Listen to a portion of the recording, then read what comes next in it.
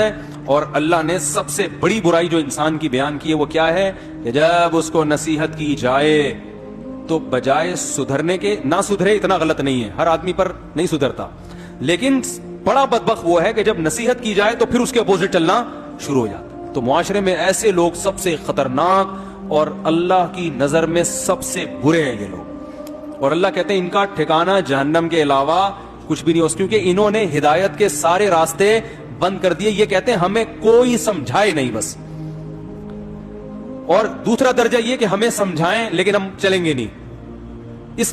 اس کی امید ہے شاید کبھی سیدھے راستے پہ آ جائے, کیونکہ اس نے نصیحت کا راستہ اپنے لیے کھولا ہوا ہے کہ بھئی مجھے سمجھاؤ, میں غور سے سنوں گا, غلطی ہوگی تو اس کی اصلاح کروں گا, نہیں ہوئی تو مان لوں گا غلطی. اور تیسرا وہ ہے جو سب سے اعلیٰ لوگ ہیں, جہاں نصیحت کی بات ملتی ہے اسے فالو کرنا شروع کرتے ہیں. ایسے لوگ مارکیٹ میں شارٹ ہیں, دوسرے والے زیادہ ہیں, تیسرے ہول سیل کے حساب سے بھرے ہوئے کہ ان کو جب آپ چلاؤ تو الٹا چلنا شروع, بس نصیحت کیوں کی ایک دم الٹے چلنا شروع ہو جائیں گے. تو